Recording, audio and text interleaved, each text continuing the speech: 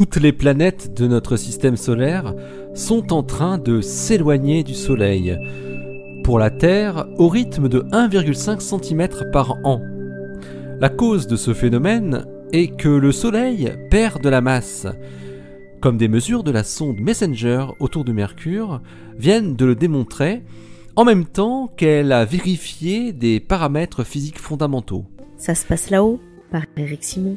Il suffit d'observer comment l'orbite de Mercure évolue au cours du temps pour en déduire de nombreux paramètres physiques liés à la gravitation du Soleil.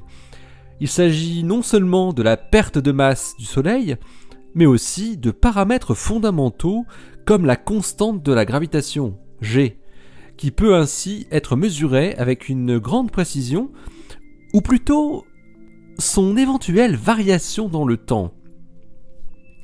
Antonio Genova du MIT et son équipe l'ont bien compris. Ils ont commencé par établir l'orbite exacte de Mercure en suivant les signaux renvoyés par Messenger, Mercury Surface Space Environment Geochemistry and Ranging, qui était active autour de Mercure entre mars 2011 et avril 2015. Puis, ils ont extrait des données radio de Messenger les infimes variations de position de la planète par rapport à son orbite telle qu'elle devrait être selon la relativité générale et à masse du Soleil constante. Mercure est parfaite pour ce type de mesure, car elle est très sensible aux effets gravitationnels du Soleil. On se rappelle que la précession du périhélie de Mercure ne pouvait pas être expliquée entièrement par l'effet gravitationnel des autres planètes dans le cadre newtonien, et que c'est l'application de la relativité générale qui avait pu l'expliquer parfaitement, ce qui fut la première grande preuve de la théorie einsteinienne. Mais il y a aussi d'autres contributions, plus faibles, à la précession du périhélie de Mercure, notamment la forme oblate du Soleil, une forme très légèrement bombée à l'équateur.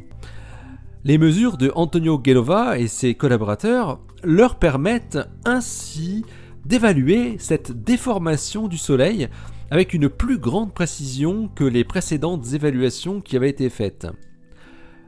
Les astrophysiciens sont en fait parvenus à séparer clairement, pour la première fois, les effets gravitationnels relativistes et les effets liés à la structure interne du Soleil, comme sa forme ou sa perte de masse. Pour cela, ils ont développé une nouvelle technique qui exploite simultanément les mesures des orbites de Mercure et de la sonde Messenger elle-même. La nouvelle estimation de perte de masse du Soleil est l'une des premières qui a été obtenue par des observations plutôt que par des calculs théoriques.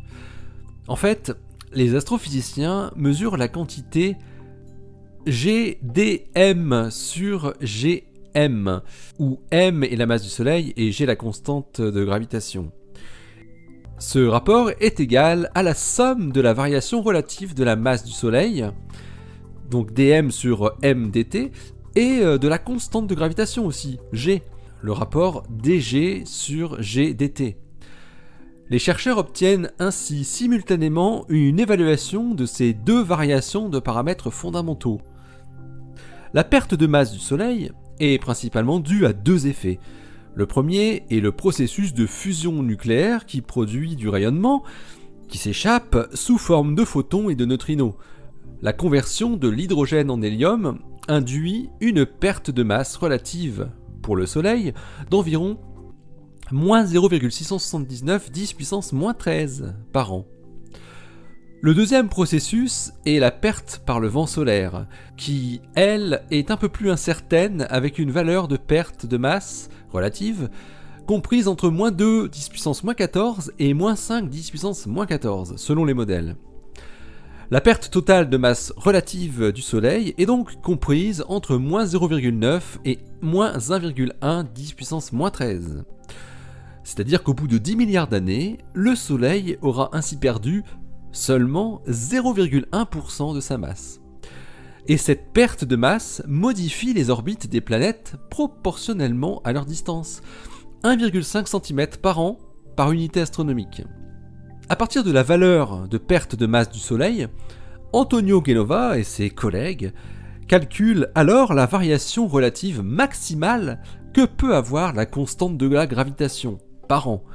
Ils trouvent 4 10 puissance moins 14. Cette nouvelle estimation de la variabilité potentielle de G est plus précise d'un facteur 10 par rapport aux précédentes évaluations qui avaient exploité les mouvements de la Lune. Elle conforte plutôt la constance de la constante G. Cette étude, qui vient de paraître dans Nature Communications, démontre comment des mesures très précises de minuscules changements d'orbite de planètes peuvent nous en dire long à la fois sur le Soleil et sur nos lois physiques fondamentales. L'article de Antonio Genova et ses collaborateurs est paru dans Nature Communications, le volume 9 en date de janvier 2018, et il a pour titre Solar System Expansion and Strong Equivalence Principle as seen by the NASA Messenger Mission. Allez, d'ici la prochaine, portez-vous bien, restez bien les yeux vers le ciel et les pieds sur terre. Salut!